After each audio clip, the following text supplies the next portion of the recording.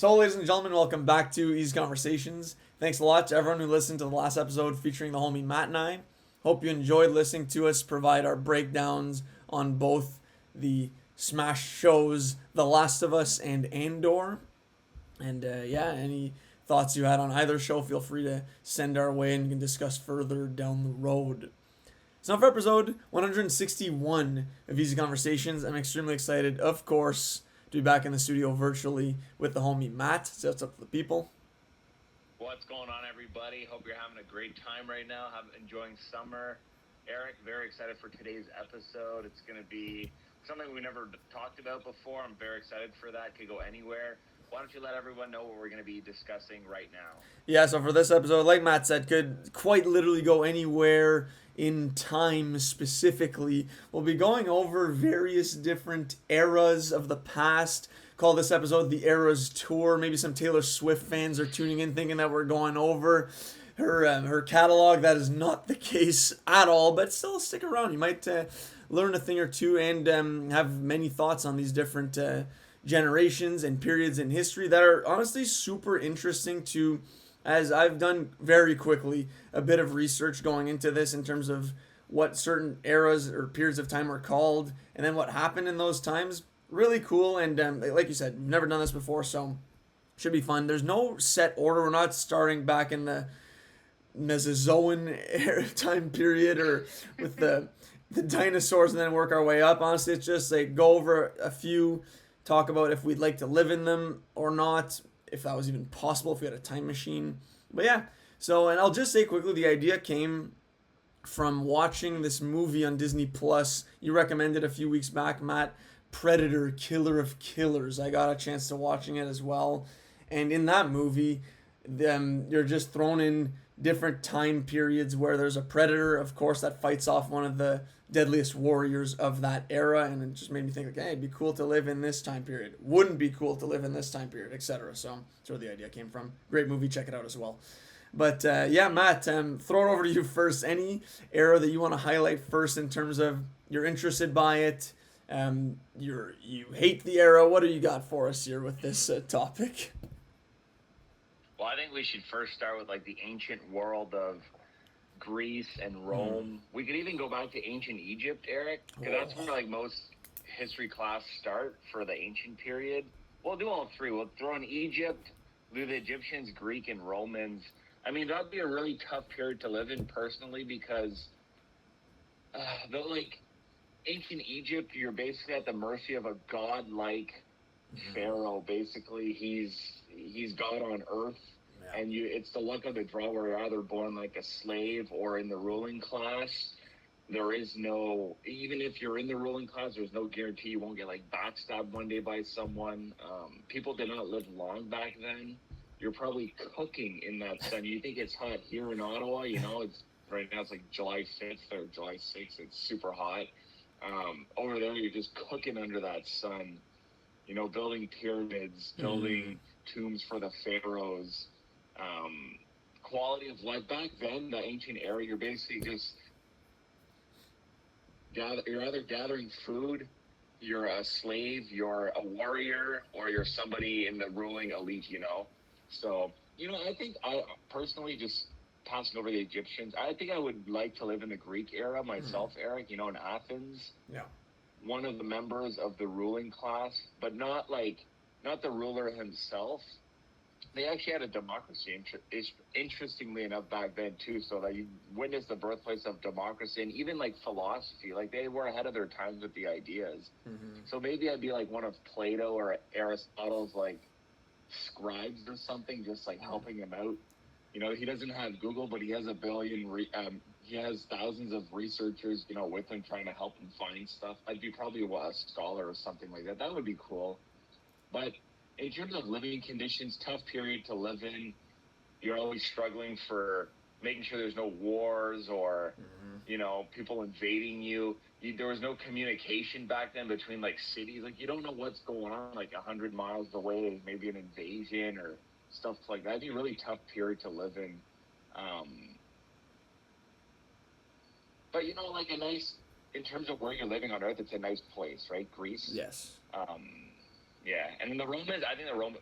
Before we get into the Yeah. Roman period, because I think that could be like a big segment. Just talk about. Would you consider Egypt or Greece, Eric, as like somewhere to chill for a little bit? Yeah, great way to intro us off here. Ancient Egypt, you got a killer tan going. The melanin is the tone is elite, but or either that or you're like on the paler side if you're living in those pyramids that the aliens planted in our Earth soil, of course. But yeah, I mean, there's the upside of being a commoner is little to none in ancient Egypt. You're either just chilling with the cats or they got some sort of ventilation system in those pyramids chilling. What are they doing in there? Like in the ancient hieroglyphs or the art of that time, we're just seeing them lounge. They don't seem like they're lifting a finger to do anything in those pyramids. There's elite snobs. A younger me, as a fan of Yu-Gi-Oh, would have jumped all over the ancient Egypt, right? But at this point in my life, it doesn't really do that much for me. I feel like there's not a lot going on, relatively boring, or you're just cooking Yeah. to death under Ra's sun. But I do love that mythology. Anubis tat on the shoulder would be automatic, of course. But I also feel like it's kind of a scarier time, right? You got the plagues, the locusts. No chance you're getting 8 hours of sleep out there. Always feel like there's something creeping in the shadows, either in or outside of Yeah. the pyramids. I feel like they're just scary. What are they called? Catacombs, places to live in general. Like, I feel like you'd just never be comfortable. So ancient Egypt at this point would be a pass. Ancient Greece, on the other hand, pretty interesting. They got the cool mythology. I want to say they also had the Olympics there as well, right? So there's, Mm. if you're not participating in the Olympics, maybe there's at least sports going on. Like I don't really know what are they doing over in Egypt. They're definitely maybe playing some sort of basketball hybrid, but they definitely were doing that in ancient Greece. So I think that if you're not a scribe like yourself, you maybe have the opportunity to show your physical prowess in the arena, and there you can get all kinds of glory, and then that's your way into the elite um, stratosphere of civilization. So I feel like I'd lean towards that, or like you, kind of want to be an advisor to one of these great philosophical minds. I feel like scribe too. You're in the perfect sweet spot where they're not really gonna blame you if anything goes wrong. You're just transcribing what they're telling you to do. Like you're like, hey, this is on you, buddy. Like I'm just the middleman here, if that. So I think that's a great role to take on. Advisor, you can also have your little ulterior motives too, where you're plotting for power. Like what is it, Falco and I guess that'd be Roman, right? And Gladiator. But regardless, I feel like there's more to get out of Greece, and I want to specifically highlight the sporting element where even if Okay. you're not Yeah. Olympic level, you're playing rec league football, right? Or handball or what have you. But I do feel like back then the stakes were much higher where the losing team gets decapitated by a guillotine or something like that. Like there's a rather severe punishment for losing in double overtime, right? So I feel like that's where I would lean. And then, yeah, Roman Civ, I'll let you intro it. You know more than me, but I can definitely give some commentary on what I think about Rome. Yeah, like the Roman era, like the Roman, specifically the Roman Republic, just before zero, like just like minus 100 BC to the Roman Empire, which was just after Jesus Christ, basically during that era right before. Anyways, the Roman Republic, Roman Empire, super long period in history, super fascinating. You see it, there's been countless like works done about it, like the TV show Rome, and you Mm. can see that it's very advanced for their time. They've brought so much innovation, aqueducts, like and on an engineering level, like Mm. aqueducts, water for everyone. They had public baths. They even had like public latrines for people, and if you were a citizen of Rome, you were treated right. I mean, right relatively to the times. Of There was like course. currency across different countries in the empire and routes. They built roads that are still existing today. Their army was super advanced. Like you could like become a soldier, get a good pay. Then like when you retire, they have a piece of land for you and become a farmer. You can become a commander in the army. You can become every year in the Republic. They had two consuls that were in charge of the republic, but then you weren't in the position for life. So there was an electoral process where you can become a leader and then like step down when your time's over. This is obviously before any emperor or empire. That'd be really cool. Think about the life as a merchant, Eric, in the like in the center of Rome, in the like their little forum, the Roman Forum. That would be cool. Like they had every morning, they had people announcing the news of the day, people announcing things like events happening. Obviously, the gladiatorial games. I wouldn't want to be a gladiator, of course, because you were basically a slave, and then you, which was cool if you were a slave, and then you can become famous and buy your freedom. That is a super cool concept. But imagine spectating a gladiatorial game. You know, that'd be epic. I mean, I say that it'd be super bloody and violent, but you know, when you're in Rome, do what the Romans do. And I think we would adapt really quickly to Roman life. Where if we were thrown in there, we'd quickly accept the violence. And it's like, hey, this is freaking Darwinism. We have to, if you can't, survival of the fittest, right? I think myself, Eric, in Roman life, I would like to be a merchant, you know, own a little shop. Maybe not a merchant, maybe someone with a trade that's useful and I have steady business. Could be something simple as like repairing the army's, you know, their shields or their swords, some sort of blacksmith or someone that repairs their shoes or something or creates their helmets. Something like low key, but that's important, that keeps me in business, but doesn't attract the attention of like definitely all the different gangster factions in Rome, because that's where it really started, honestly. Like the mafia and people, these rich gangsters that controlled the commerce in Rome, that was definitely a thing. I would stay away from any Roman politics stuff because that was like cutthroat and a lot of backstabs, literally, and you never know how long you were going to last. Of course, it'd be cool to be an advisor of one of these famous emperors, because there's a lot of emperors that lasted so long, and that was like the golden era of Rome. That would be cool. Think of like a Marcus Aurelius in his prime, you know, before Commodore, or Augustus, the first emperor of Rome. He reigned for a long time, and that was a pretty good period for them of expansion. So I'd like to be in that era, Roman Empire at the start. That'd be really cool. And relative to the time, the quality of life was great. So it'd be cool to visit ancient Rome and just chill with like the commerce, trade, merchant aspect of it for myself. What are your thoughts, Eric? Yeah, I mean, Rome is definitely the one that piques my interest the most out of these three ancient civs we've gone over thus far.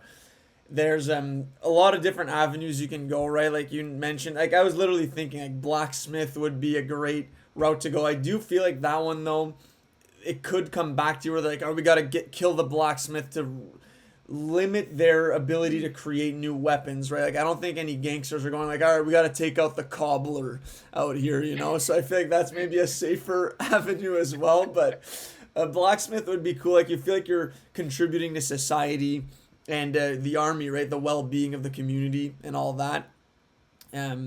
Yeah, and then advisors got to choose them carefully. You can't be letting in no Denzel Washington McCrinnis into the building and then he's just taking over. Next thing you know, he's making a monkey head of the army or something like that, right? So, but yeah.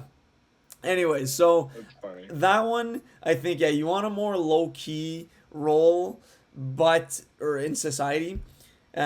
Watching the gladiator fights, for example, like you say, we would get used to it, probably right, but initial thought is like I wouldn't really want to be sitting in on those and seeing people spill their guts out. Like I was at the golf course yesterday and almost witnessed an all-out brawl between two groups in front of me, and I was praying it wouldn't get to that point. So like don't really want to cheer on two groups of middle-aged men going at it on a golf course. I don't think I want to be seeing people spear each other to death in the gladiator pit. But again, like you said, you become desensitized to it. So that being said, if you were to go from slave to free man via the gladiator career path, that would be interesting, of course.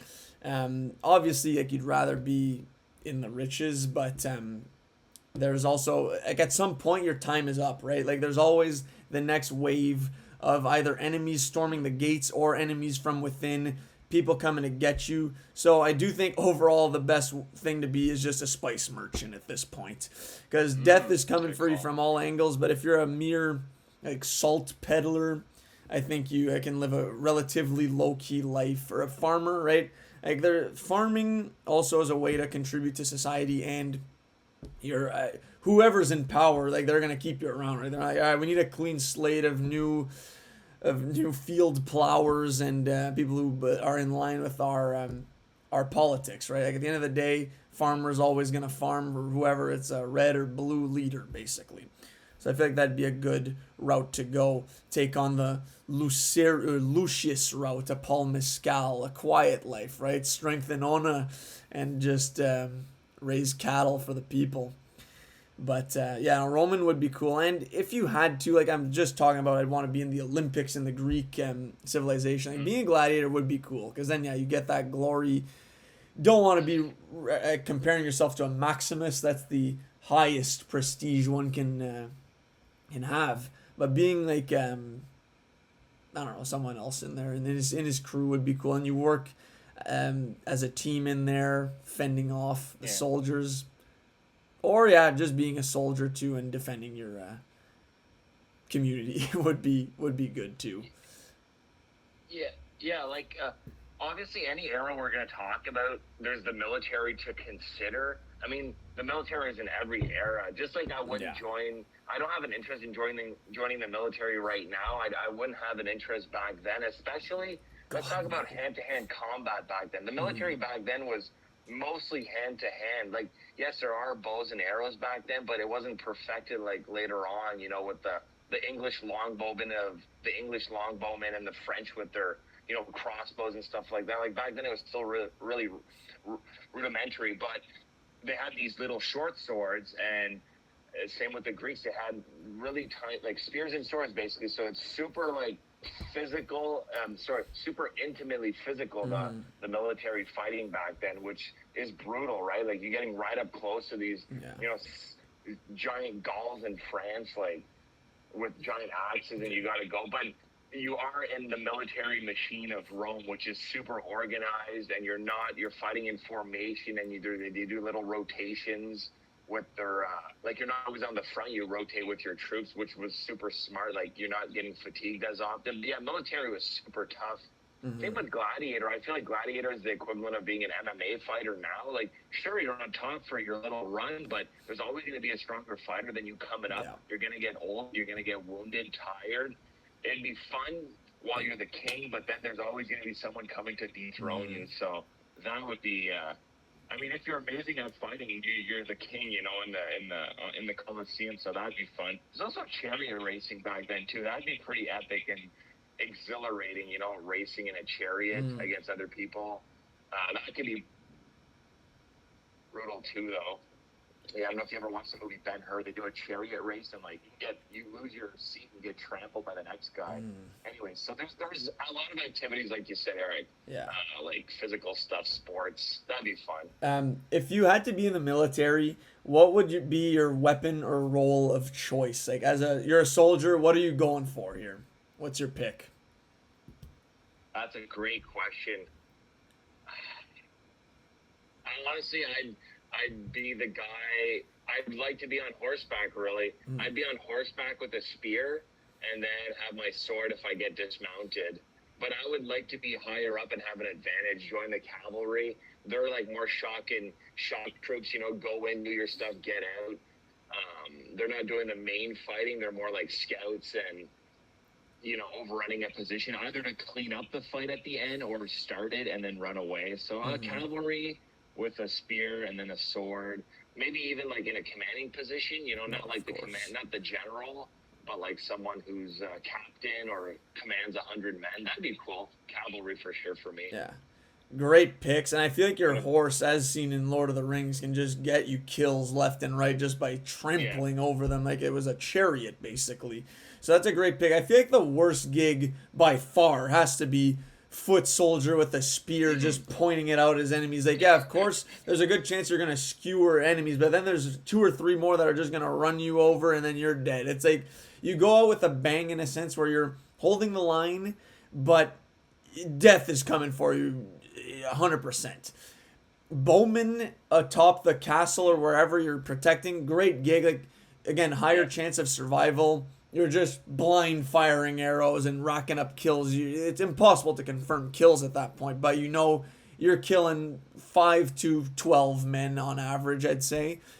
I want a sword though for sure because I feel like once you're in, like you said, in a position of power, like maybe a captain or a lieutenant, you like the adrenaline's kind of pumping. You've got some armor too. Maybe you're going bucket list, let the flow just breathe in the scorching heat, and then yeah, you're getting some kills. If need be, pull out your other sword. You're no shield for sure. Shields are they just slow you down. Honestly, you already got the chainmail protecting you there, so I feel like that'd be the role that I would want. And then you're just seeing them at this point. You're only engaged in the battle when they've stormed the gates. Realistically, like Right. so, you have a good flow of enemies coming in. You can kind of pick them off one by one.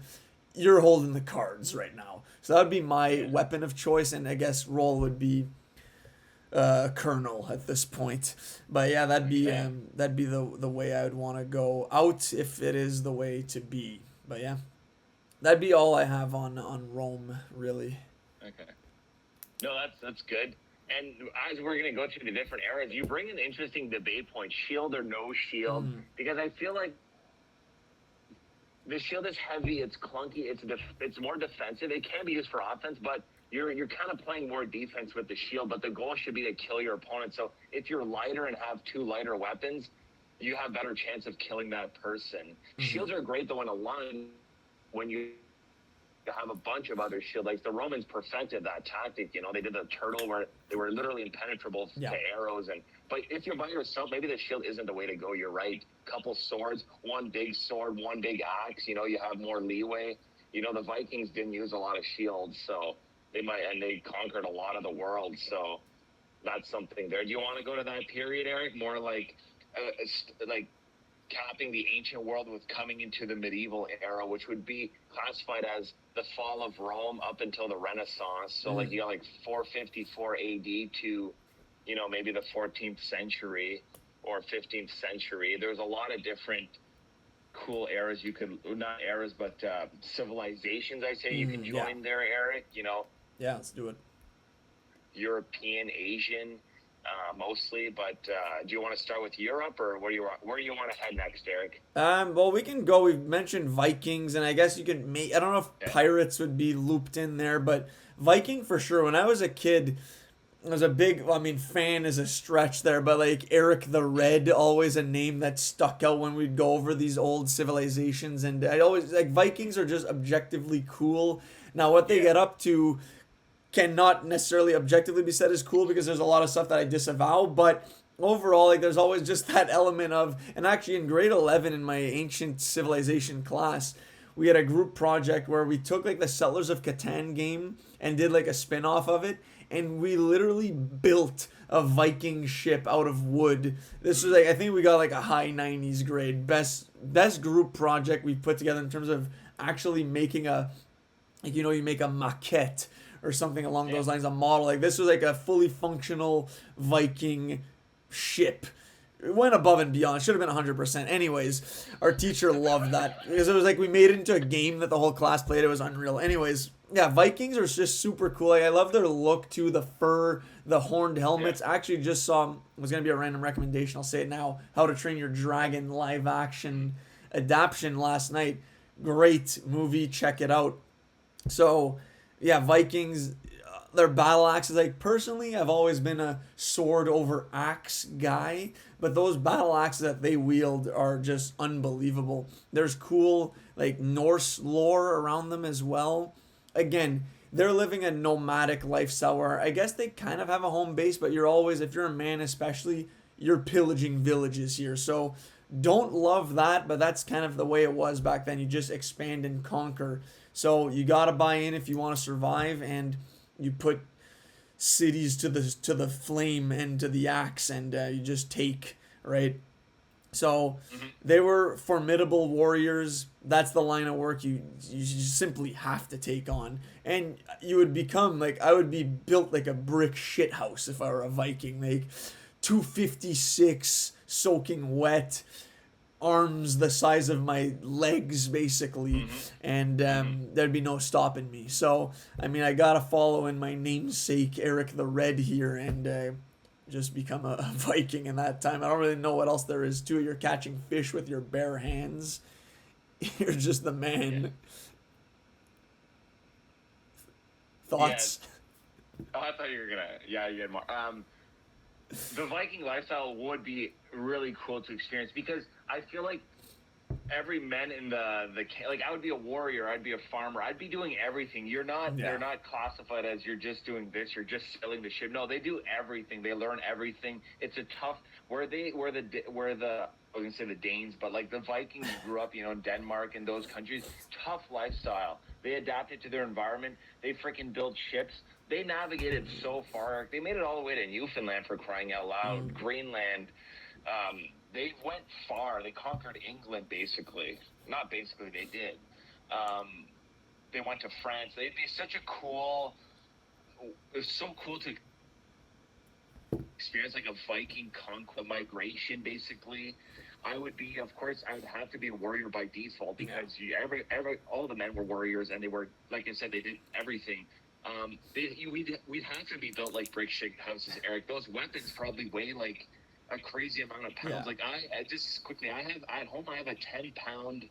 It's called a maul, and so it's basically an axe, but the other side of the axe is like a rounded, blunt instrument that you could use almost like a sledgehammer.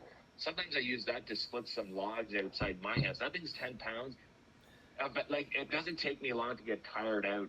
All this to say, imagine wielding a 30-pound axe. Yeah. Wielding that in battle for more than 5 minutes, you get tired instantly.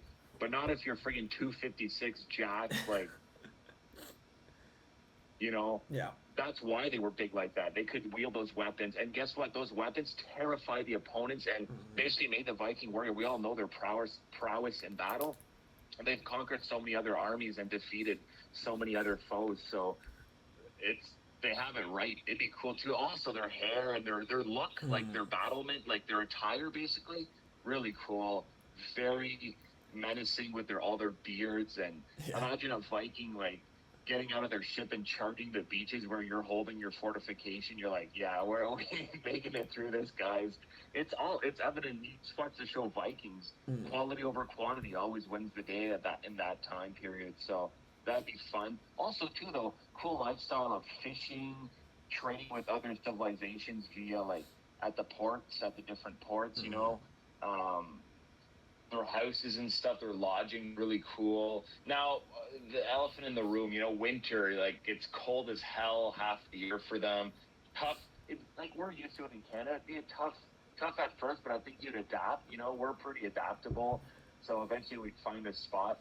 We wouldn't be like the leader of the strongest world, but we wouldn't be the weakest either. Yeah. I'm thinking we'd be middle of the pack contributing, but not like we would. I don't think I would be a Ragnar or someone. I'd be more like Ragnar's chief lieutenant that can be relied upon. Like, Matt, take these 20 guys, go capture that tower right now, go take this bridge, no problem, hold it off. It'd be really cool, like letting out a battle cry in battle and like charging the enemy. I don't know. There's something that gives like a bloodlust and like a battle rage element to it, where you just lose yourself in battle. Yeah. No. Thoughts? No, I agree. I mean, there's not really more of a badass look than that of the Viking, right? Like for all these ones we've talked about so far, and the ones we're gonna get into next, like I think that's the biggest time when I don't think there was a man under 6 feet. If so, they probably got decapitated, Genghis Khan style. So I think this is a peak, in a sense, male specimens. And yeah, I mean, that's kind of all I had on the Vikings. The next one, like I would want to talk about, I don't know if it fits like timeline wise, but would be another archetype of character that was actually in Predator: Killer of Killers, would be the samurai. Now I know we're shifting gears here, but just kind of in that, I guess, would it be more China than Japan more than China? Yeah. Yeah. So For sure. that look overall, it's a completely different look than any one we've talked about so far. It's more meticulous, I guess, and have a respect for order and precision. And in terms of, again, we're talking like what kind of warrior would you want to be in battle? Like a samurai is completely different than a Viking and a Roman soldier. And it's kind of my favorite one, to be honest. Like, it's always one I found, especially when I was playing with Lego back in the day. If you have a ninja character that has that hood and the long sword, the black sword, that guy is racking up the most kills of them all, and none of them are seeing it coming. That stealth, not saying a word, silent assassin. There's just something I really enjoy about that archetype of character. It's just cool, elite, precise, and the samurai sword, top three weapon in my books. Especially the ones that can have maybe like there's some grooves in it. There's a different color, like just the way a sword is made. The process of forging and then putting it in the water and the like seeing it go from red to either blue, and then you forge it a little more with the hammer. Just super cool. Yeah, I know I talked about, I guess, ninja and samurai with the armor.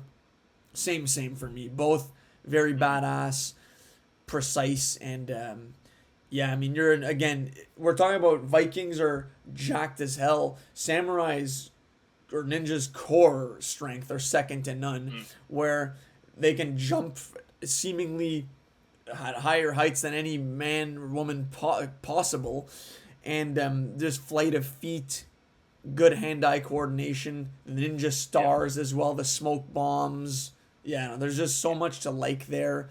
And again, ultimately, the good values. Like, this is a different kind of person than the Viking is. They're, again, respect for the elders, their family, strength and honor. We're talking strength and honor. This is all honor. No focus really on strength. They just have it. They don't need to say strength and honor. They just have strength, and they're honorable. So another reason why the samurai is a cut above the rest, in my opinion. Just meditating for hours on end. Go ahead, Matt. Yeah, like if you were to have their attributes, their dexterity and agility would be off the charts. That's what they're all about, as opposed to brute strength. There's a reason why the Japanese samurai dominated for centuries and centuries. They were the warrior elite of that period. Never Japan was never conquered because of the samurai. Like Korea tried, the Mongols tried. They never conquered them. Japan stayed as Japan basically. Because of the samurai warrior. It was also, like you said, strength and honor. There was also an art form to it. Like, it was maybe the beginning of like martial arts or kendo, which is Japanese fencing with a katana, a samurai sword. Like, they invented that basically, this form of fighting with this sword that's super light, by the way, and is not a blunt or in your face instrument. It's super precise, like all their fighting techniques. Super feared. With their armor, they look scary in battle too. Like, it's intimidating. Back to the ninjas, like that whole stealth approach of like a ninja warrior and those tactics, super ahead of their times, right? Like, that's like some Black Ops level shit that we do now, but they did it back then. That was seen in Japan as super dishonorable back in the day, like doing stealth stuff. But that brought a new era of fighting too to them. But yeah, Japan was super. Also, if you look at the history of Japan, like medieval Japan and like the Shogun era of Japan, where literally the strongest warrior dominated, was the Shogun, was the leader.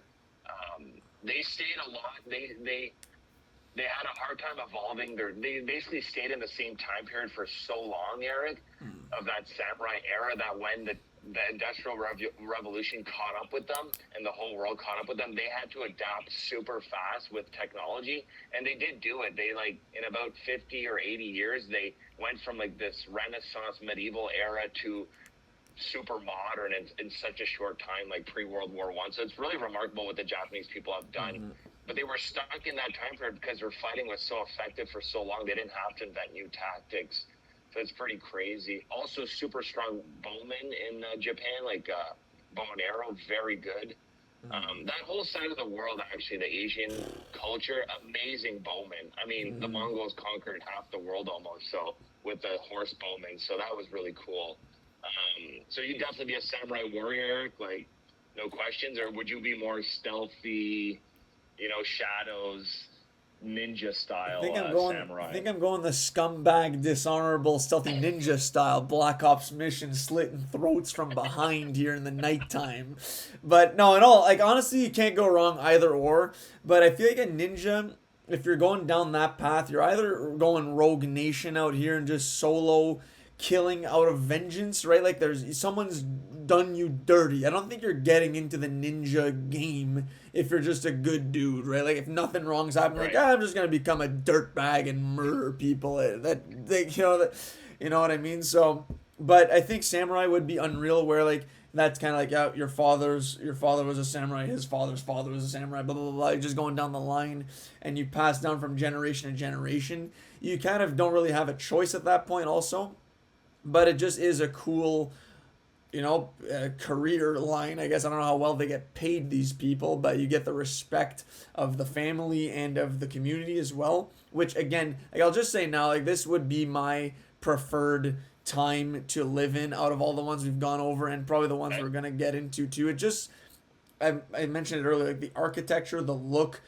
how like everything's serene or looks serene, and yeah, the Japanese, they just know a thing or two about civilization and effective community, and I feel like it speaks to me. So I would definitely like that. They just look at peace. They probably are much more limber in their old age as well. They stretch, go on walks, they eat quality food. The scenery is beautiful. What more could you ask for? So that would be my pick, and yeah, I mean, samurai or ninja, can't go wrong either way. And again, I'll just say too, like in terms of watching movies or TV shows, seeing samurai action is one of my favorites to watch. It's just so, again, precise. The shots are always like there's a long shot of maybe there's snow falling and the two characters are facing off in a horizontal long frame.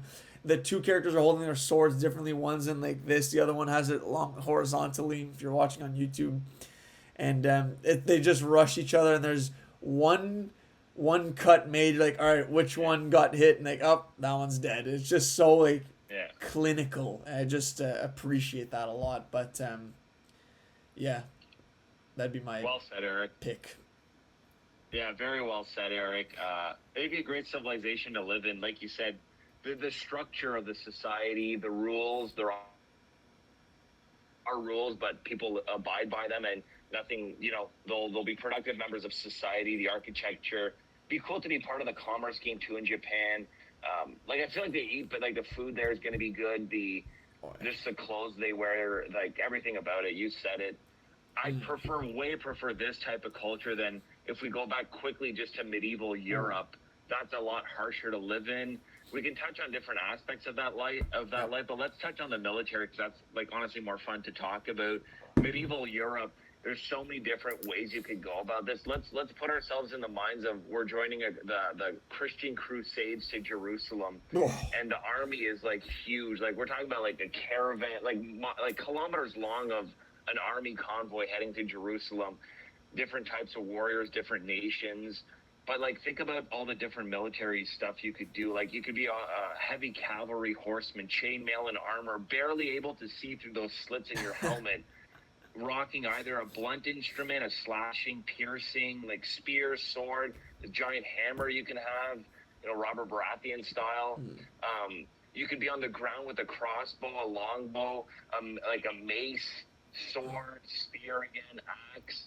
You could just be a support unit, though, but that's very important. You could be operating a freaking catapult or trebuchet, like more of an engineer, taking care of the artillery, I guess. Back then, artillery was definitely that before any sort of gunpowder. So you can be in charge of that. You could be a commander, like you could be one of the leaders. So many choices. I think I would, in that period, I would honestly like take the ranged weapons, like a longbow, crossbow. I don't want anything to do with like doing a knight's charge in the enemy or being a foot soldier with a sword or something. Definitely give me a crossbow. The only problem is you're so vulnerable to like a cavalry charge. You're basically like a sitting duck out there. But I have faith that I would be in the strongest army, like the one that wins the battle. So give me like a ranged weapon. I know it might be seen as like cowardice, but I don't want anything to do with those medieval battles because they're brutal. Like just watch any like the Battle of the Bastards in Game of Thrones or movies on like these medieval clashes where, hey, you don't even know who the bad guy is eventually. You're just swinging around. You see someone trying to swing at you, you're killing them. I'm sorry. It's just a melee of confusion and mud, and you're wearing this heavy armor that could drag you down, you get a freaking horse leg in the face, a horse hoof in the face. So brutal. Give me a crossbow. What weapon are you grabbing, Eric? What's going to be your role in that army? Yeah, so I know I've already said it twice. Now I'm a fan of swords as a weapon of choice, but how effective is that in this setting?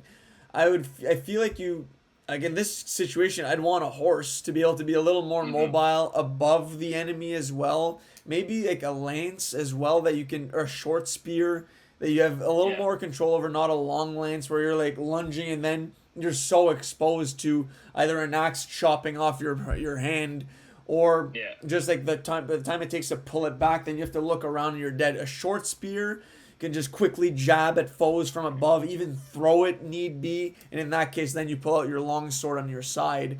But I feel like a horse is a must in this case. Either that, or I'd be going the coward approach that you just cited as well. Give me a ranged weapon. I would not take a crossbow because the reload time on those things is just ludicrous. You're maybe getting one clean shot out through that slit in the knight's armor, but after that, forehand strength through the roof, and it's still taking you 15 seconds to put another bolt on, then your head's chopped off. So no dice. I'd be like hiding honestly from afar, maybe in the woods, and just again firing arrows. And hey, if I hit my fellow comrades, like shit happens. At least I'm trying out here, you know. So, but I think that's my answer.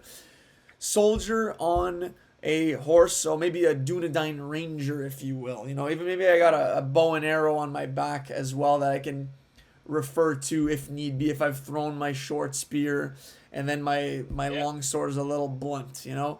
Start just running around. That's the thing with a horse, a little more mobile. You can retreat if need be, draw fire away.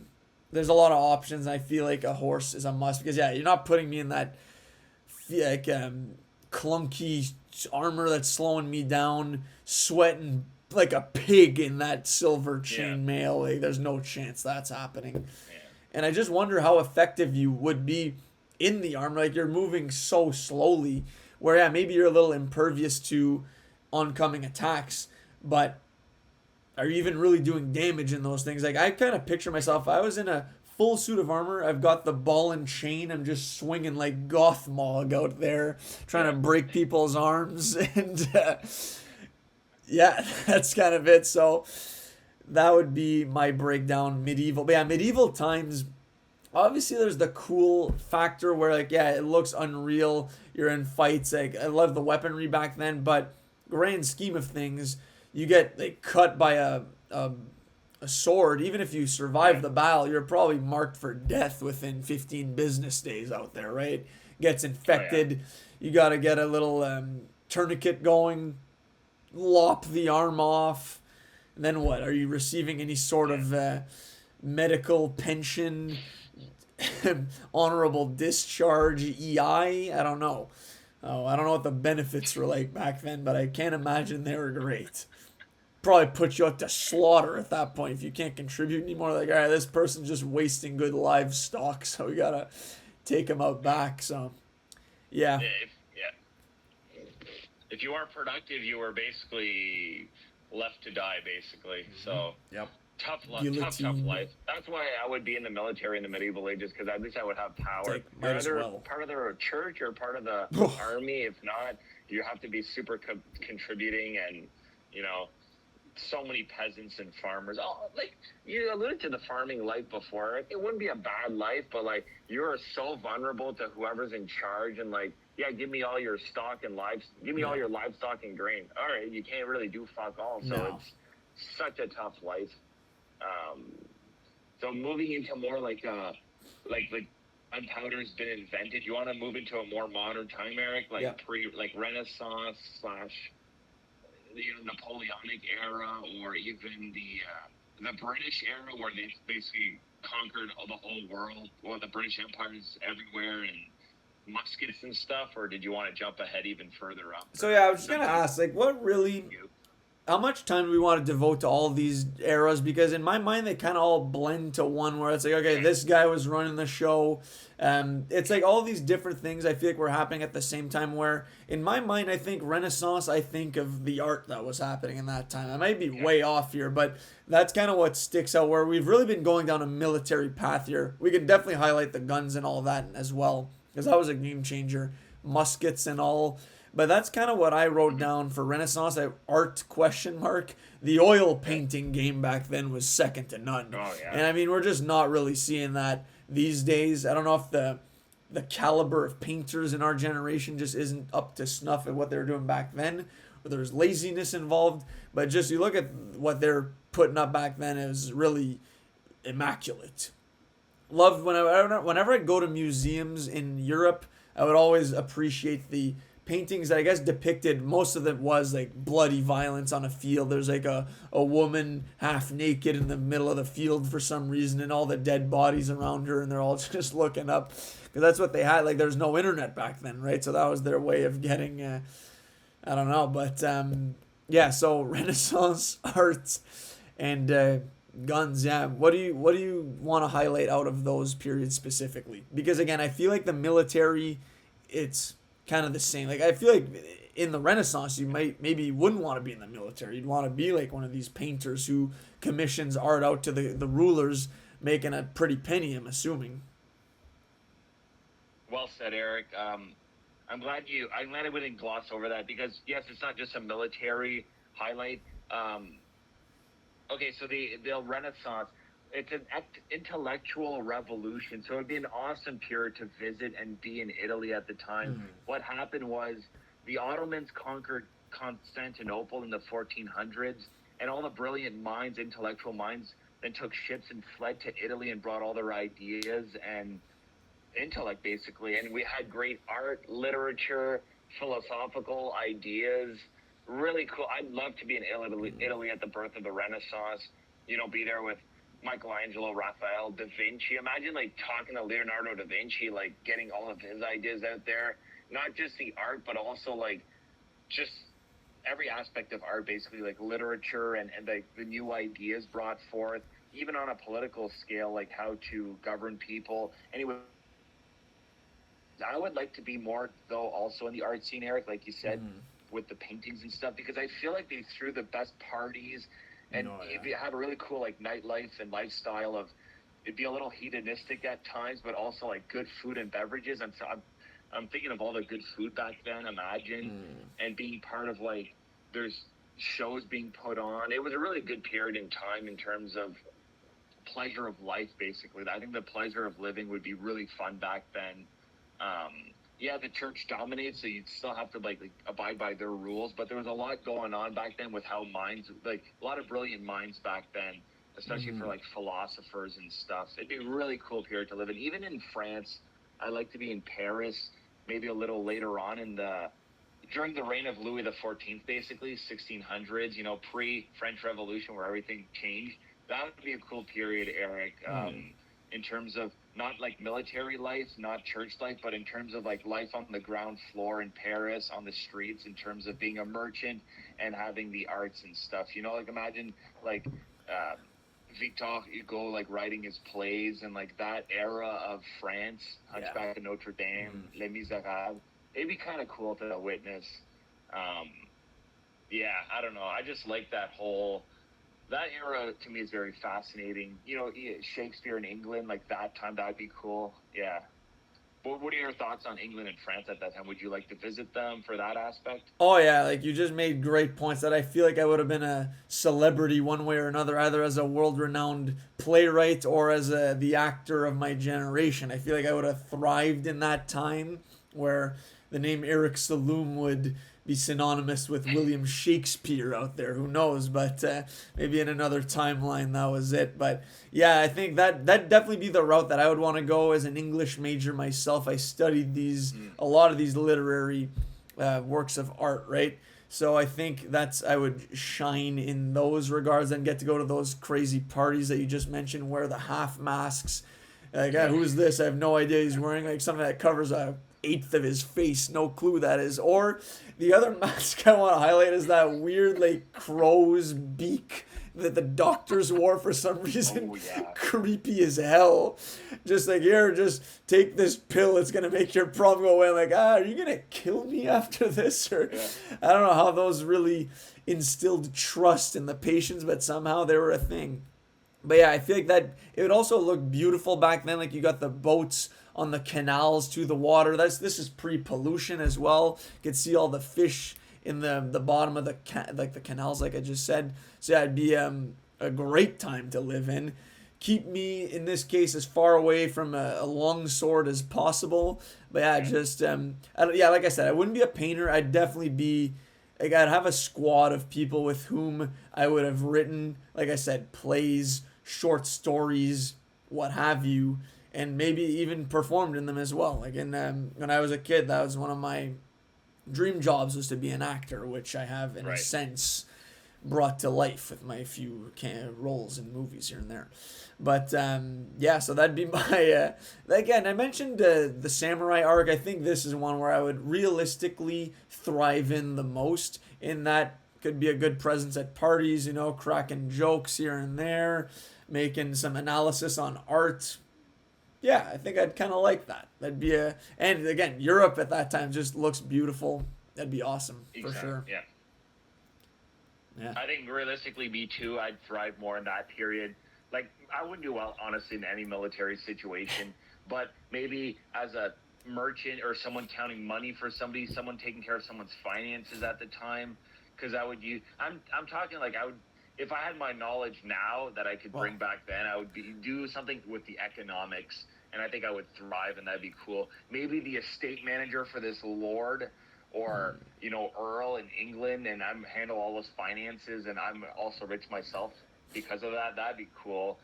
Being in England would be really sharp at the time, because they were dominating, they were kind of killing the game back then, and just lifestyle wise, it's really cool, and they were really advanced. So that would be really fun. It'd be like a bit like Game of Thronesy, because how Game of Thrones is based on the England War of the Roses, where it's all political power plays and stuff. Like they've invented that stuff. It's crazy. But yeah, no, definitely I'd be doing something with money, Eric, with finances. That'd be really cool. Counting all the gold coins or whatever currency they use back then. That'd be fun. The crown. Yeah. So you just mentioned like working for an earl. I'm just looking it up now, like the 5 ranks of British nobility. If you had to choose one, do you know them all off the top? I was just gonna list them there, but I'd ask, like, which one would you want to be? A duke, a marquise, an earl, a viscount, or a baron? Which one would you want to be? Honestly, I think the Baron, because it's like one of the lower ones, but you don't have so much attention drawn on you, but you're still like have power. I think Earls are like reserved for like brothers of kings and stuff, like, or cousins. Like it's super high up. Earls had a lot of power back then. I know that. The other ones, I'm not like. Why don't you go down the order, Eric? Because I'm not familiar with some of those. So I'm not sure if this is like in order of nobility. They're but Duke is number 1, Marquise, Earl, Viscount, and then Baron. So maybe this is in order, and Duke is the highest one. That would make sense. Yeah, it is. Yeah. Because I know in the War of the Roses, the Dukes were like the king's brothers or older, or younger. Yeah, like the Duke of York, I know is super powerful back then, and the Duke of or like that makes sense. Duke Orsino, number 1 player on the football or soccer team in whatever the school is, and she's the man. I forget the name, but anyways, yeah, I was gonna go Duke personally. I think it's the coolest sounding name, but now it's like kind of pompous of me to be picking the number 1, but that'd be the one. Duke or Baron, like it makes me think of like the Bloody Baron and Harry Potter. Yeah, no, they're cool. Earl does nothing for me. Marquise, it makes me think of, I think that's the title of Bill Skarsgård in John Wick 4. He's the Marquis of wherever. Pretty sick character, so don't sleep on the Marquis title. But anyways, they're cool titles overall, honestly. Yeah. Next one, where do you want to go? let's go in more modern era where there's technology, but it's like anything pre 20th century, but like you're seeing the dawn of like, all right, this is how things are going to work now. Factories, railroads, the kind of Industrial we can do the revolution. Western era, like an American West. Yeah, So that's what I was our going to say. revolution, basically. Let's do that. Honestly, North America is thriving at this time, like the United States, Canada. We're like building our infrastructure. It would be cool to live in. I watch a ton of westerns, but like the basically the new the settlements out west, which was like conquering the new lands. You know, yes, you are fighting the Native Americans, but like that'd be a cool lifestyle, in my opinion, because I always fantasize about that, like that Western cowboy lifestyle, basically horseback, guns, going to a saloon, getting a double shot of whiskey. Chilling with the boys, you know, playing poker, someone gets shot at the table for cheating. Yeah. There's a very deep fantasy in me of wanting to do that just because of all the Western movies and shows I watch. That would be a cool thing to experience, in my opinion. What about you, Eric? Yeah, Western. That's what I had written down as well. Wild Wild West would be unreal. You just go in as like maybe even the Lone Ranger in town, flexing your double pistols on your in your side and ready to roll. Just like you're stepping up to the plate. Like, yeah, I'm taking over this saloon or this town. Who's gonna stop me? And then they send the sheriff, perhaps. And then it's like that. I don't know if there's a countdown or not, but it's just like who's gonna draw first, and then the first one who makes the first move, you just whip your pistol out and you get the drop on them. Or at worst, you even have like a hidden pistol to a scumbag move. Again, that's me referring to my ninja roots, perhaps. But yeah, that would be unreal. And then you just settle down. You're like, all right, keep them coming. But West would be sick. Ideally, you want to be the good guy in this scenario, right? Like you're maybe the one who's defending your little township.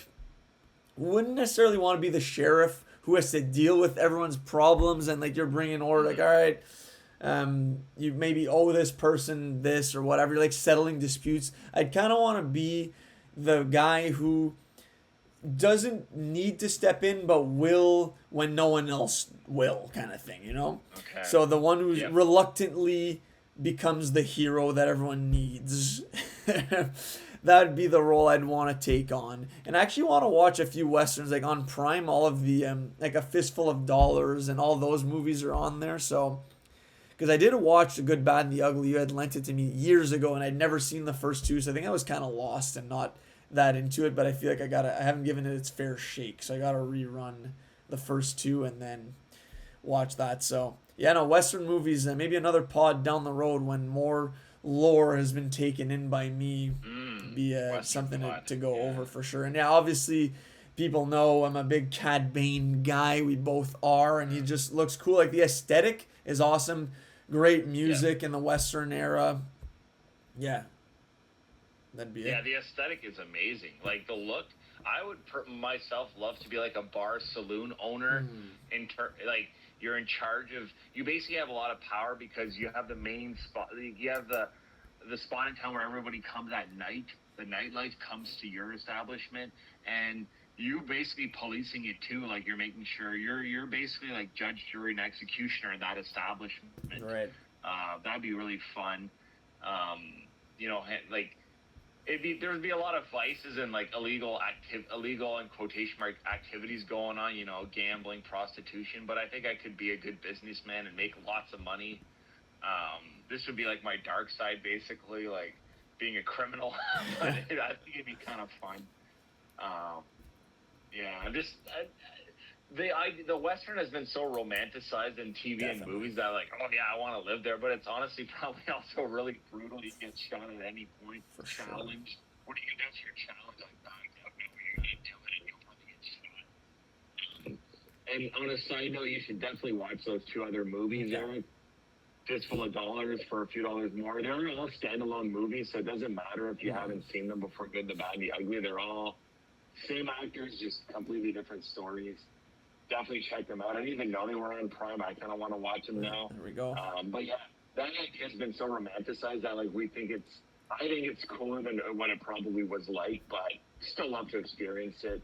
Well, I think that Um, applies to all these civilizations and times we've talked about, right? Like we're like, oh, it'd be unbelievable to go back to England and be an earl. Like, no, the earl's like friggin' understudy wanted to murder him. Like, there's none of these times are good. Realistically, like, there's always something bad about all of them. But yeah, I completely agree. All these have been romanticized. Um, I don't know if you had anything else to add on the Western Front there. I just wanted to jump in and say that. Because I did want to get to like our era right now, but do you want to get into like one like of the 1900s before we skip into where we are right now? Like, is there one that you wanted to highlight in like the 1900s, maybe even 1800s, but more like getting us closer to modern times? Because in my mind, like 1900s, a lot of war, right? World War One and Two, yeah, yeah, literally no interest in living in those times. brutal. Like even like the Cold War, the Vietnam War, the 1900s sounded rough. Like, Oh yeah. Yeah, and we have footage of those eras. No, I have no interest either. Like, those are brutal times. Think of World War One, Great Depression, World War Two. Then you get the Cold War, state of fear. No, I'd much rather experience like the late 1800s, pre World War One, pre turn of the century. There's a lot of cool stuff happening there in Europe. I'd like to be part of that time. A lot of cool literary stuff. The art world was thriving back then. That would be cool. That'd be more my interest, Eric. Europe, 1870s, 1880s, but then like stay away from any type of 19th century action. I mean, our grandparents lived it. yeah. It's pretty crazy to think that, Eric. Right? Like everyone who found World War One, like I can't imagine putting myself in their shoes and doing that. Like that's insane. I can't. It's No. so tough. Like yeah. The What about rehabilitation you, Eric? to normal life after, like it's like you try to move on like nothing's happened, but how can you? Like I honestly can't imagine, and honestly that applies to all the other warriors we were highlighting earlier. How do you just go on and that? I mean, I feel like this is a bigger shock though because Vikings like that's their life is to do what they did. But if you're just a farmer who got drafted to World Wars One and or Two, and then it's like okay, the war's over, go back home now and be a father, or do your job. It's like I can't imagine that. And again, like to everyone who's fought, like thank you for their service, and they the course of history was altered by the sacrifices that they made, right? So that we could in our day live the lives that we do, which again like 1900s I don't have a whole lot else to highlight other than like the technological advancements that started in like maybe the 90s, like the decade that we were born in, Matt, like it was really starting, right? Like I wonder when we look back maybe 100 years from now, like what are they going to call our generation or era other than like the Gen Z's, the millennials and all that? Like is this the technological revolution what we're undergoing, or has that already happened? Yeah. Is this like the age of artificial intelligence too, like the 2020s is what it's going to be marked as, the year that we screwed up and let Ultron live, like that's stuff Yeah. that if we just get into like where the times that we're in right now, stuff that kind of scares me in that we've made all these sci-fi movies, and not to sound alarmist or extremist here, but it's like we know what happens, or we've speculated at what happens when we let the tech have too much power and control. And like in the words of Ian Malcolm, we didn't really ask ourselves, we were more preoccupied with the notion of whether or not we could do these things, and didn't really stop to think whether or not we should make these technological advancements, right? And now it's like I'm seeing clips of AI putting together trailers that look like real movies, and that's just like that's harmless, but at the end of the day Yeah. too, that could end up costing people jobs and their livelihoods and Yeah. stuff. So I don't know. I feel like I've already said on the pod, I'm not a huge AI guy, but it's like it's inevitable, right? It's here and it's only gonna get stronger. So it's crazy. Yeah, like it is inevitable. Like social media was inevitable, and now everyone's on it. But AI, like it's already controlling a lot of the military stuff. Like you're gonna have AI to control. Like that'd be a good thing to have an AI controlling your air defense missile system where you're shooting down other missiles. But like, when are you gonna have the AI actually making military decisions? That's when it's gonna scare me. The AI robot soldiers already exist in like alpha beta stages, but when they're going to be like manufactured on the assembly line, that's going to be scary. We already have AI drones flying and doing like air missions and doing drone strikes. That's pretty crazy. Yes, I am a little scared for that, Eric. I think we're a little far. Like, I think we're going to be much older when all that happens. You know, if it goes the Terminator route, hopefully I'm dead by then, honestly. But no, Eric, we live in a really cool period. Like, we're born in the early 90s. We've seen the old and we've seen the new. We're really rare in the sense that we grew up without the internet. Like, it was just coming. It was just getting off the ground. So we experienced like the early lifestyle of pre-internet playing outside, and then we saw the us using the internet for all these cool things. And like kids these days will never know that. We were very lucky. I think in the last, since you were born, Eric, there's been more technological advancement in the last 30 years than there have been in the last 3,000. I mean, everyone says that. It's very obvious, especially with the internet. All the technology we have is unreal. Talking to someone, I can talk to someone right now if I wanted to in like Turkey via like what we're doing right now in Messenger. Talk to them. It's pretty crazy. I know everything about what's going on in every country in the world. Now, do I know exactly what's going on? No, I know what the news tells me, right? I know what that. Like, I'm not like, you can do that 40 years ago. That's crazy. The internet basically changed everything for the better and for the bad. Yeah. It's the good, the bad, the ugly. How strong the militaries are in the world now. It's like there can never be another world war. It will be the last war because everyone's too strong. Which I think kind of holds everyone accountable. Like, no one's going to use an atomic bomb because it's like, well, everybody else has them, so I don't want to be the one to start it all. Did Oppenheimer say, like, World War III will be fought? I don't know how World War III will be fought, but World War IV will be fought with sticks and stones because, like, World War III would just decimate the earth and create a new ice age or something. That's pretty crazy. Yeah. But if we're discounting the military, this is a pretty freaking sweet period to live in. I mean, we have all the culture at our disposal on the internet, on our phones, books, movies, TV, plays. If I want to do any sport's accessible. Now, we are blessed, Eric, you and I, to live in North America, like, safe, and we have access to all these things. I mean, this is the greatest time to live in my opinion, just in terms of, like, our awareness of things and the variety of things we can do, you know? Has it led us astray from our most basic needs of, like, shelter and food and all that? Yes, we take all that for granted, right? We are very blessed right now. But in terms of, like pleasure of life, we've never been in a better period, in my opinion, right? Is that everything making sense? Am I making sense, right? Oh, no, you're 100% right. Now I feel bad that I, like, prefaced the talk of this with, like, depressing talk of, like, what AI could become. I 100% agree. Like, we're super lucky to be born in this time, and just everything that is available to us in, like you said, North America is unbelievable. The freedom that we have, right, which, like, in other places in the world they don't have or never had. So no, we're super lucky.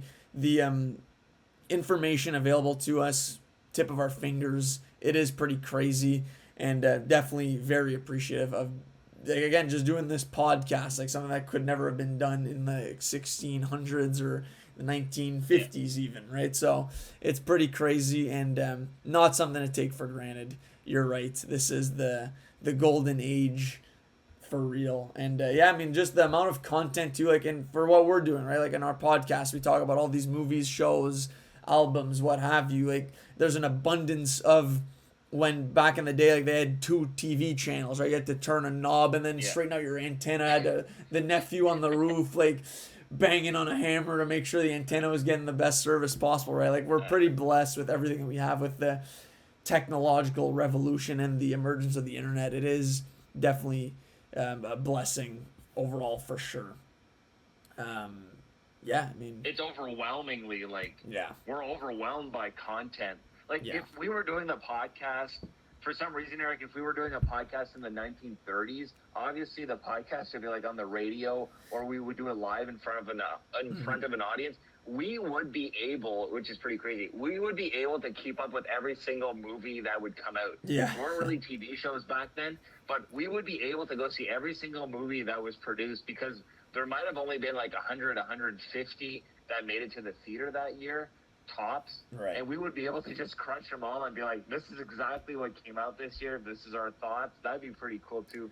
Also, less books were written or were accessible, basically. So there's that. But now it's like, I'd rather have an overwhelming amount than a limited amount, basically. Agreed, yeah. Like, we're never gonna, like, right now, we're never gonna watch every Asian movie released in China or Japan, but we do get the one or two good ones that trickle over to us that are like the good ones, right? Mm-hmm. So they already do the homework for us, and then we get the highlights of those countries basically every year, right? We get that benefit. Same with books. Like, think of all the books that come out every year, every month. Like, nobody's keeping up with that. It's impossible, but we get to read on, we get to see which ones interest us, and we read the good ones, right? So we're very blessed in that sense. AI, my thoughts on AI quickly. I think it's going to be a good thing down the road for anything but the military, because the military thing, it's going to be good, but it's going to be scary. But I do like AI if it can help with, like, building things or perfecting things that man can't handle. It scares me a little with the economy, though. I'm not gonna lie, because it's like, are we gonna be at that mercy of, like, everything's online and controlling everything? Is everyone gonna be able to trace all our purchases, which they pretty much can right now, and, like, you won't be able to, like, have any autonomy? It's gonna be all, like, you're gonna be basically at the mercy of, like, an AI banking system where it's like it limits you. I don't know. That kind of scares me. But yeah, I don't mind AI. I think it could be useful for us one day. I use it very limited amount, Eric. Like, you know, sometimes I go, like, it'd be more for, like, stuff that I want to know, like internet searches. You can use AI, like Chat GPT, to find stuff out. I have it on my phone. I'm gonna admit that I use it sometimes to Google stuff, but it's more to, like, yeah, anyways, I don't want to get into a whole conversation. That could be a different episode, Could do a honestly. full pod on that. Yeah. And maybe one of these years, if one of us isn't able to turn in for an episode, it's like, yeah, AI Eric is showing up for this one, and no one would know the difference, right? So, yeah. Oh, that's cool. Pretty crazy. Like, listen to all our catalog one day and imitate, like, the mannerisms. That would be crazy. The pod would never die. Yeah, exactly. And nobody would ever know. Yeah, exactly. They've been doing this for 150 years. How are they still pumping out content?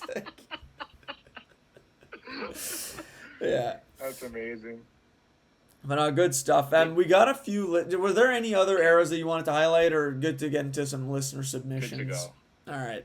So we got. I'm curious what the listeners say. From the homie Keenan McGrath, he submitted the Roaring Twenties. So I feel like this is a popular one as well.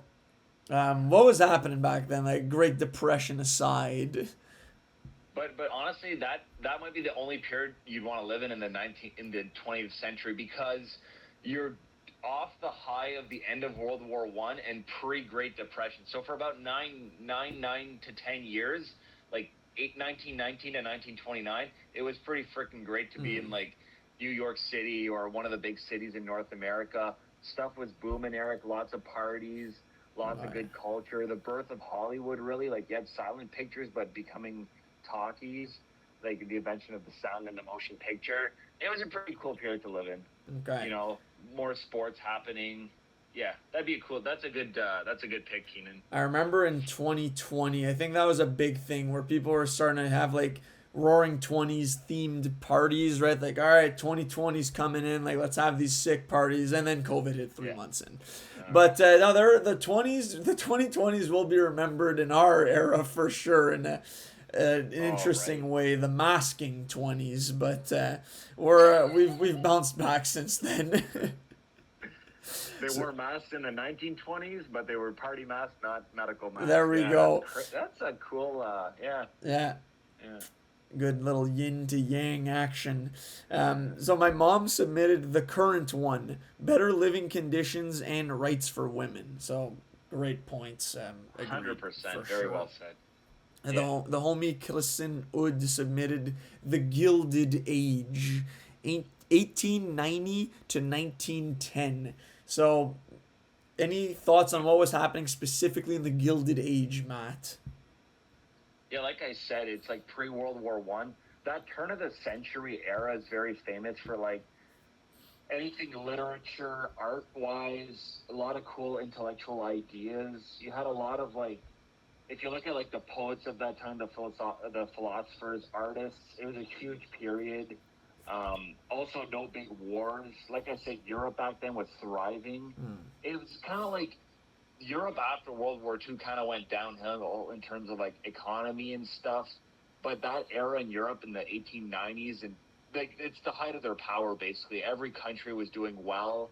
That's kind of like ignited World War One, where everyone was doing so well and wanted more land and had their armies in prime condition that it kind of ignited World War One. Like everyone just sitting around doing nothing. But the 1890s, the 1910s, like there's a lot of cool technology stuff happening and a lot of cool art world culture stuff. The culture was thriving back then. That's the best way I remember it. That's what I remember from my history classes. So, yeah. Yeah, that does sound like a good time to be alive. Everyone's kind of a glutton. It sounds like they're living the high life, and then they had inches and they wanted miles, and it led to eventually the Roaring Twenties, which is another good time.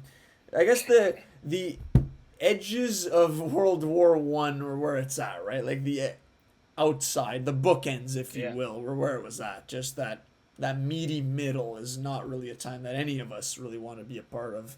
So thank you, Chris. The next one is from the homie Jeff Lavoie. So he submitted, as a true environmentalist, I would have to go with Genghis Khan.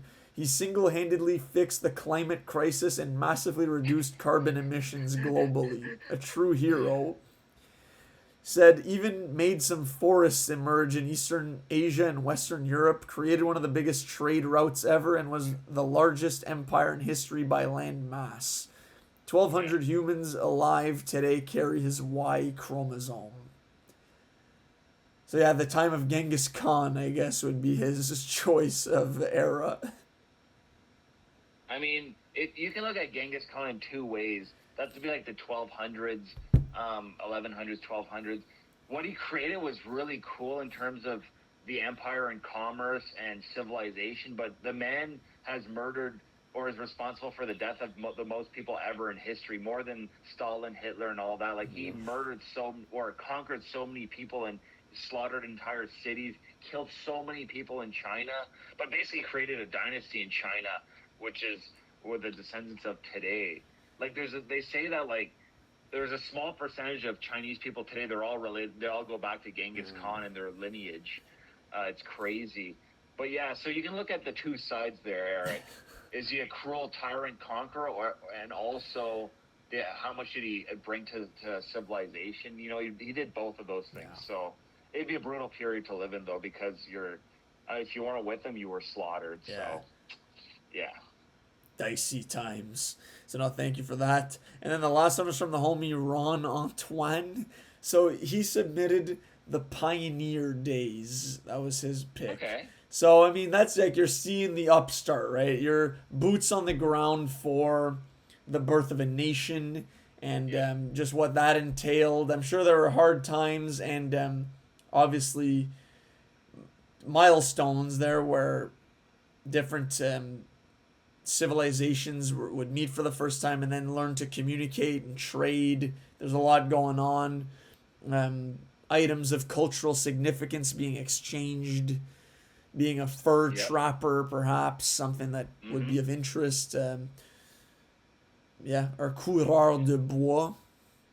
Yeah. Yeah. There you go. Yeah. Taking it back to history class. Oh, big time. No, it'd be cool. You'd be basically living the country life in the harshest conditions, starting from scratch, fending off, not opposing armies, but like wolves and bears and marauding Native American, like indigenous tribes, but also be super rewarding to like do everything yourself, build your house, fish, trap, but also you're setting up your future generational dynasty here of your last name, basically. Like, you're establishing your footstep on this place. You can come out a winner and establish, like, become super rich. Maybe not you, but your kids will be well set up. You know, you're building an estate, you're building this maybe fishing empire, whatever trade or skill you have, you can be building this legacy. You have a high chance of that because, you know, imagine you're a pioneer somewhere. There's nothing there. You're there to establish the first of whatever it is you want it to be. So that would be really cool, actually. they're the first to do it in that location. That'd be really sweet, but also hard. But the Darwinism there is crazy. If you're the strongest, you will thrive and you will be the rulers one day. So that's pretty cool. Well said. So yeah, no, thank you. Those are all of our submissions. So thanks everybody for submitting your picks. Yeah, I think we're good to close off the different civilizations, generations, eras conversation. A lot of fun and very informative. The Mongols kept coming up, and I want to learn more about them. But yeah, Matt, anything that you wanted to recommend to the people?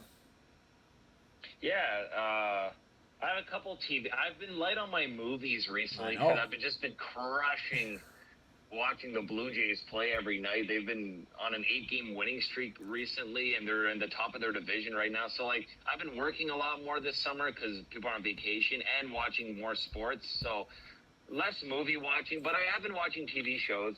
So, I finished The Bear season 4. I crushed that. Same. I really dug it. I really enjoyed it, actually. The Bear, to me, is comfort food. Unintended. I almost watched it in one sitting. Yeah. I'm not gonna lie. It just flowed one episode after another. I didn't want it to end. I thought it went by fast. Loved the episode that was an hour and 15 minutes long. That was great. So yeah, Bears season 4. Really, really enjoyed it. Yeah. Before I go into my next show, Eric. Yeah. So you watched the Bears season. What were your thoughts? You liked it? Yeah, like you, I watched it pretty quick. They're easy to binge, right? Relatively short, and they just they're. I don't think there's that much crazy stuff that happens in all of them, but you're immersed in the world that you just I want to keep going and just eat it all up, right? Like one of Marcus's desserts. So that just look delicious. But yeah, no, I like the season. I thought it was a good bounce back from season 3, which I was not as crazy about. If you'll recall, didn't even crack my top 10 last year. And if you'll recall, I went on a big rant about season 3 where there was just too much Fak, too much Neil, too much Ted. And I swear there's people over at the Bears creative team that are listeners to these conversations because they really toned it down on the facts and they benefited for this season a lot. So I feel like every time Neil and Ted would show up in this season, I was loving their scenes. It was great because there was so much less of them that every time they were around, I was dying at what they were bringing. Season 3, too much Fak. Season 4, perfect amount of Fak. That's kind of the highlight I want to make there. And the other thing is, I feel like there's not, like I already said, there's not a whole lot that happens in this show. It's slow-ish moving, but I just like the characters and seeing where they're going to go. And yeah, you're dialed in with these people and you want to see them win, basically, right? At the end of the day, I'm rooting for them all. And I like where they went season 4 a lot more than 3. So good season overall. I enjoyed it. Yeah, well said. I agree with everything you just said. Did you want to go ahead? I have just one more TV show, Eric. Well, I'll just say, I mentioned it at the start there, I'll just say it again. How to Train Your Dragon. If you've seen the animated movie, this is a great adaptation where one of the better, and again, there's a lot of these Disney live action movies that I haven't even seen, but the reviews have been so bad that they just I steer clear of them because of that. But no, How to Train Your Dragon, great adaptation. If you're a fan of the animated, must watch. Even if it had been so long since I've seen the animated movie that I feel like this was a shot for shot remake, but it's just so good that you don't even care. You're just happy to see him on screen. And Toothless, just the GOAT. Big fan of that dragon, just absolutely adorable. You don't want to see anything bad happen to him. And the kids who played both Hiccup and Astrid are fantastic. I thought they did a really good job in the casting there. I'm glad that it got renewed. The sequel's already green lit, so I hope they make the second and the third one, and just keep them coming. And yeah, really good movie, killer soundtrack too. I'm definitely gonna be ripping that as I work going forward.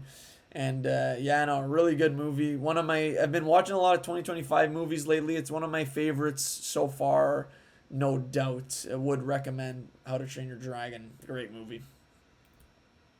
I'm a huge fan of the animated movie, so I'm definitely gonna have this one watched by the end of the year. Nice. The main character Hiccup, I've seen him in a couple of movies. most notably the the Black Phone. It's a horror Right. movie with Ethan Hawke. He was the main kid in that. He was really good.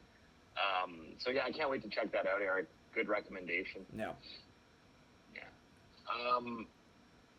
Yeah, I wrote a couple. I'm gonna go with my TV show because it's the movies I've been watching have just been silly comedy just for fun with the other people, and Yeah. haven't really gotten to watching more of my serious movies. Anyways, the TV show. This is not a 2025 show.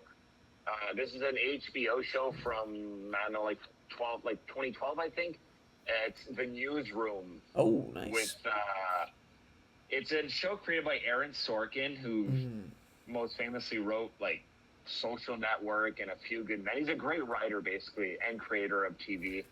He wrote this show, created it, The Newsroom. It's starring Jeff Daniels, Emily Mortimer. There's a lot of other actors you'll recognize. Anyways, it's a show about this news anchor and this newsroom reporting the news in like 2011. Super, super well written, great production, Eric. Great characters. It's a show that the strength of the show is the writing. Because hell, you're like, this could be the most boring premise ever. You're just following this news department, but it's so fascinating because of the writing and Jeff Daniels' main character, who's kind of a prick, but also really likable.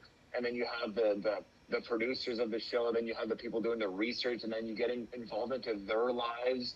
But the show never strays too far from going outside of the work environment. So this is a very work environment type of show where you're in the room with them.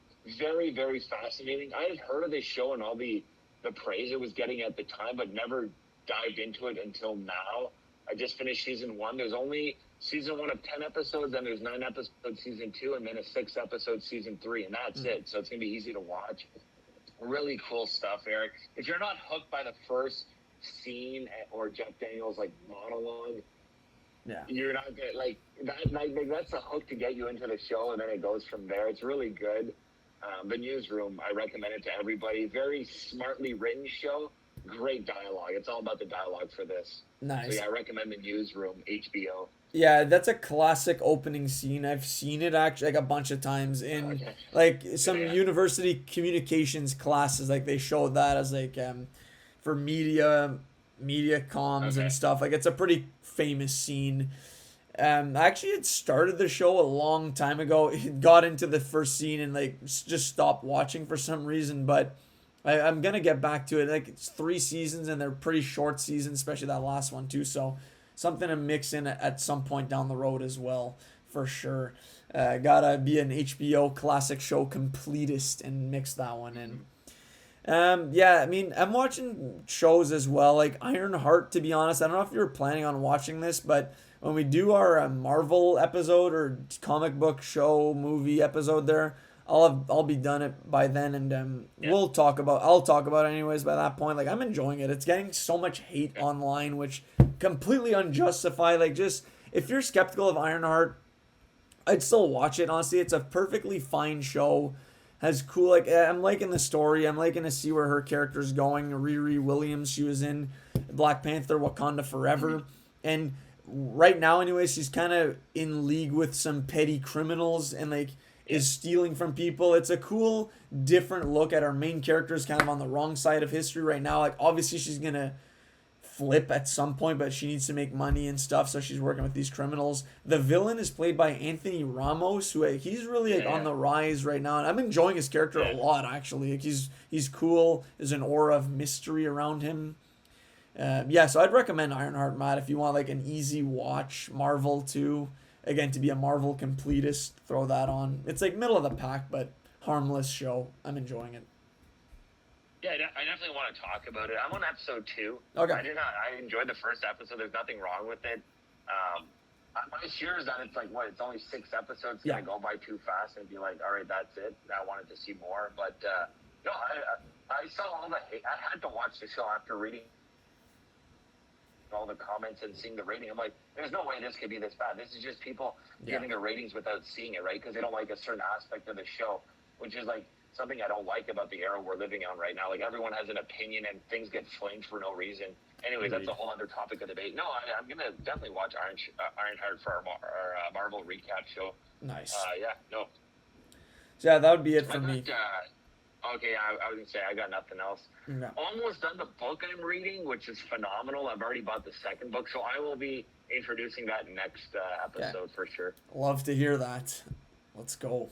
Good book pod coming in 2026, folks. So, I mean, yeah, great eras conversation with the different generations and civilizations, Matt. A lot of fun. Like I said, informative and, yeah, something different for the listeners. So, any final notes for the people? Thank you, everybody, for listening to this episode. I know we went on way different like eras and civilization, and we could have expanded on some of them. I understand that, but Frank, we're talking for 90 minutes. This could have been 9 hours. Yeah. But I had so much fun talking about it with you, Eric, and I want to thank everybody for listening to this podcast, and I hope you're enjoying the summer right now. And just thank you very much. Yeah, well said, Matt. Thanks, everybody, for listening. Stay tuned for episodes dropping every 2 Mondays. Continue to, yeah, just enjoy living in the times that we're living in. The golden age, baby. And, yeah, peace.